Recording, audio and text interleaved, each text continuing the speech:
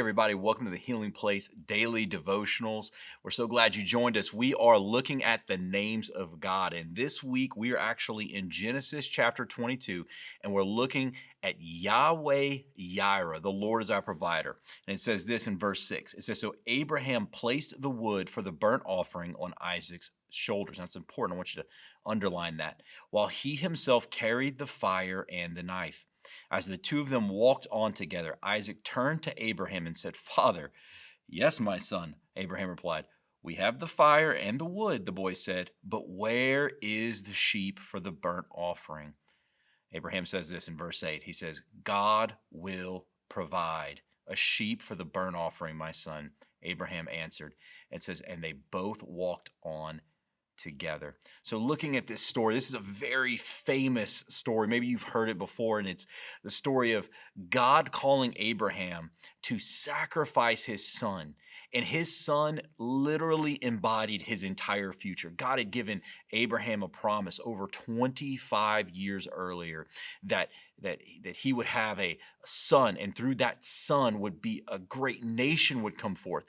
And here God is saying, "Hey, I want you to bring him up on this mountain, and I want you to sacrifice him." And this is so interesting. I noticed two things right off the bat. First is Isaac's question. I don't know if you've ever been in a situation where you kind of started reading the room, or you've been reading what's going on, and you start going, something feels off. Something doesn't feel right about what's happening. I mean, they're going up this mountain.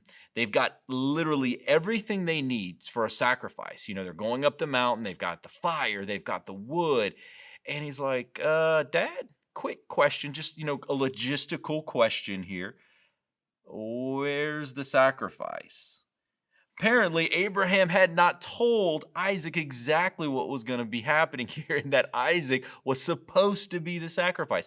And so he asked this question, and Abraham reassures him. He says, "Look, I don't know what's going to happen, but this is what I do know, is that God is a provider. He is Yahweh Yireh. He is the one who will provide. I don't know how this is going to work out, but he will provide." I think it's so cool because sometimes, I know for me, whenever I want to obey God, God will give me a command. God will ask me to do something. For me, I kind of want some of those answers. I'm like, "Okay, God, that's cool. You told me to do this. You told me to do that. But can you kind of fill in some of the blanks?" And sometimes, really, let's be honest, most of the time, following God is going to happen without context. There's going to be a lot of question marks. There's going to be a lot of things that we don't understand. You see, God doesn't fill in all the blanks before he tells us to go. Just every morning trying to get my kids ready, sometimes we'll be going someplace and they start asking all these questions. Where are we going? Why are we going there? How are we going to get there? How long is it going to take to get there? And they just have all of these questions, and it would take all day to answer all of their questions. And sometimes I just say, you just have to trust me. I know where we're going, and I know how to get there.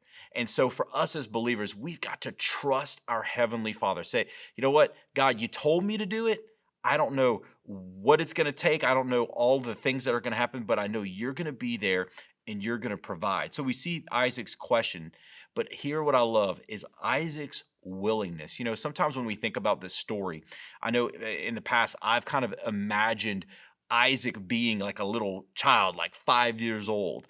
But really, scholars tell us that he was probably in his 20s or even his 30s. There's an ancient historian named Josephus who said that he was in his 30s. So he's a grown man. I mean, here he is. He's carrying the wood up the mountain, and he's just having to trust his father, Abraham. I love the picture of the submission of the son, the picture of Isaac. He is willing to trust his father, Abraham. And look, this is a foreshadow of the real son, the Son of God, Jesus. And this is a beautiful picture. I want you to think about this. Just like Isaac, Jesus traveled to the destination of his own sacrifice on a donkey. He carried the wood on his own back, and he submitted to the will of the Father. This is such a beautiful picture. Jesus, he's in the Garden of Gethsemane on that Holy Thursday night, and he says the most powerful prayer that anyone has ever prayed. He said, "Not my will be done, but your will be done." But see, there's a key difference between Isaac and Jesus. You see, Isaac didn't have to give his life up, but Jesus did give his life up.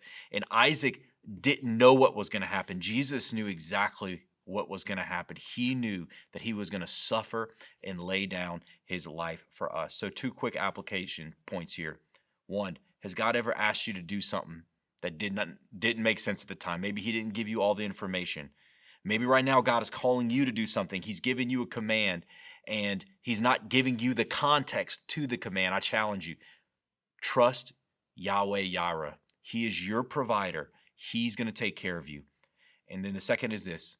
Are you submitted and willing to obey the Father no matter what? Because he has a plan for you and a plan to prosper you. Are you willing to submit? What a powerful picture this is as we continue to look at Genesis chapter 22. Thank you for being with us today. Hey, do this. I want you to share this video with somebody. There's somebody in your life that needs to see this, and we'll be back with you tomorrow.